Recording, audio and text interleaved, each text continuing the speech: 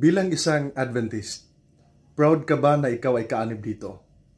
Proud ka ba na ikaw ay isa sa mga nangingili ng ikapitong araw ng Sabat ng Diyos? At isa ka sa naghihintay sa napakalapit na pagdating ng ating Panginoong Yesus? At habang ikaw naghihintay ay naghahanda sa iyong sarili upang ikay madatnan ng Panginoon na walang dungis at walang kapintasan? Opo, dapat lamang na ikaw ay ipagmalaki mo, na ikaw ay tagasunod ng ating Panginoong Yesus. Ipagmalaki mo na ikaw ay manampalataya ng ating Panginoon.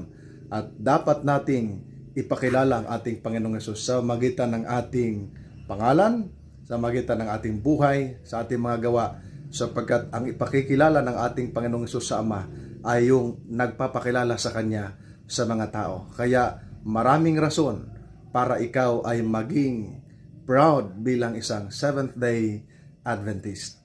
Ipagmalaki natin na tayo ay mga lingkod ng ating Panginoon. Huwag nating ikahiya ang ating Panginoong Yesus, kundi maging proud tayo, ikararangal natin na tayo kaanib sa Seventh-day Adventist Church.